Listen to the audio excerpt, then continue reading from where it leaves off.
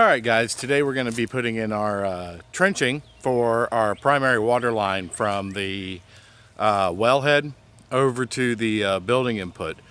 We're going to be dumping a 1/4-inch PVC line that's going to run from the wellhead all the way up to the building. The building has then got a 1 1/4-inch PEX line coming in, and I've got a converter that converts PVC to PEX on 1/4 inch, 1 1/4 inch, which is pretty expensive actually. But yeah, we're going to be doing that. So here, let me show you what we've got. So we've got the wellhead right here, and I've already put in my stake right down here. So that's going to be my starting spot. And what I'm going to do is kind of come in. This is the primary line. This is the electrical coming in.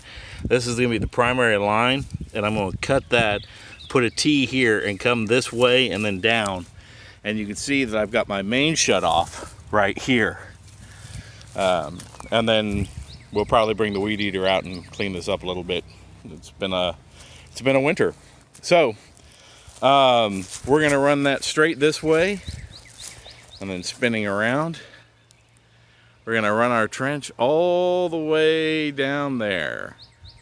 So if we're running our trench, we're going to have to come under this tree slightly, and straight down across here.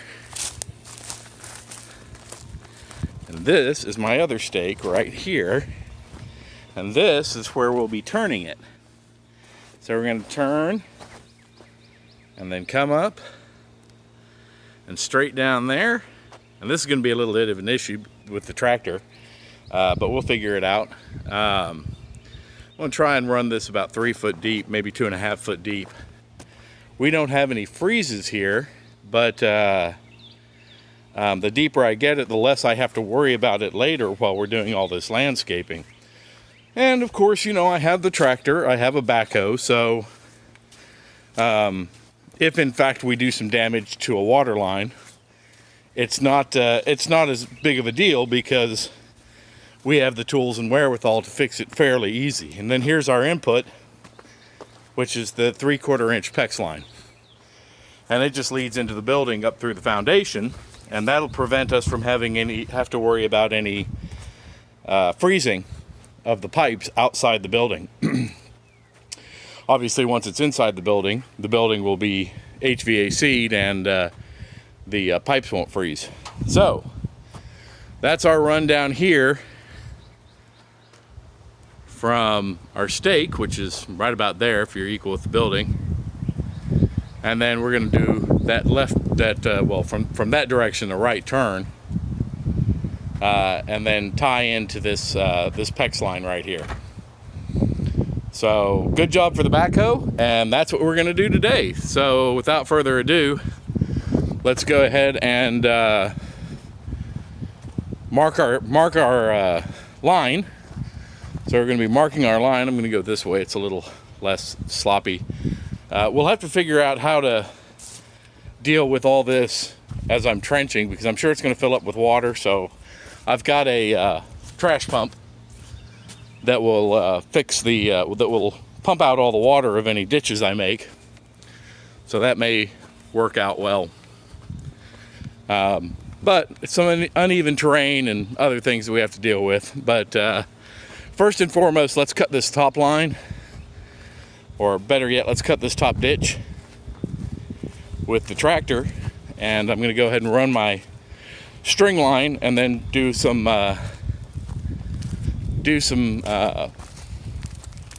marking with just standard old marking paint.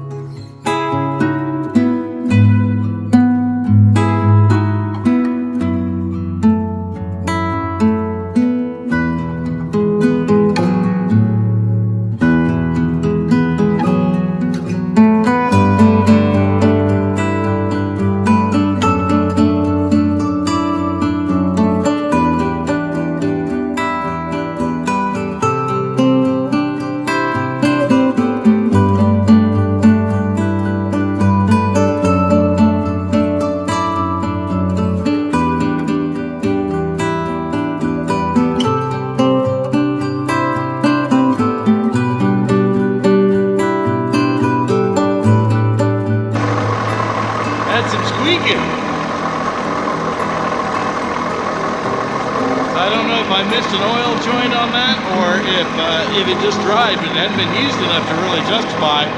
So I'm guessing that I missed that upper inside. It was squeaking whenever I curled the bucket. Anyway, it should be fixed now.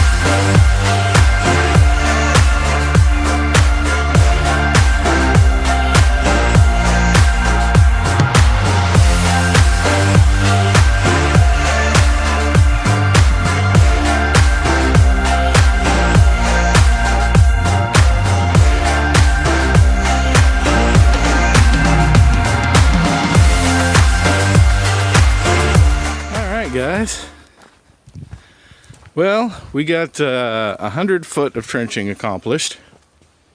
Oh, that is my water pump that pumps out water out of ditches. I think I said I was going to show you that some other time, but yeah, so it's been pumping some water out of here. Unfortunately, that shelf right there is just a shallow water table, and I'm getting water coming out of that ground right there at about 3 foot down, so it just keeps filling up these holes, even though we haven't had rain in, goodness, 4 days. Isn't that amazing? All right, back to the point. So there we go. We've got that is 100 feet of 3 foot deep trenching done in 2.5 hours. So it's going to need a little cleanup in the bottoms, just because I'm not quite used to running it. That's really only my second time ever actually using a backhoe, and the first time really didn't even count. It was down there in the mud hole. by trying to get that water drained off. So anyway, we've got 100 foot at approximately 3 foot deep to run our 1 1/4 inch cable. I'm trying to avoid these trees, and we'll tie it in right there to the main line right there. So we'll need to do a little shoveling, but not a whole bunch. But yeah, that's not bad. I'll tell you what, a trencher would have been faster, but it wouldn't have been nearly as fun. So, yeah, that was a lot of fun. I have it all on my GoPro, so hopefully we'll just speed it up and zip it through. I ran out of memory on my GoPro once, just because it was running, and I think another time it may have auto shut off, so there may be some little gaps in the overall run. But other than that, it should be pretty complete. And I'll just run it at high speed, so you don't have to actually watch it for 2.5 hours, which is what it took me to build it. Anyway, yeah, I hope you guys enjoy this and enjoy the backhoe work. And it's definitely worth it. The backhoe just turns that tractor into something else, because I've got to figure out how to come down this line over here, and I had a really hard time with the bucket and trying to drag and everything. And I think that what I'm going to do is back the backhoe right up this way, because this is our line right here. I'm going to back the backhoe right up this line and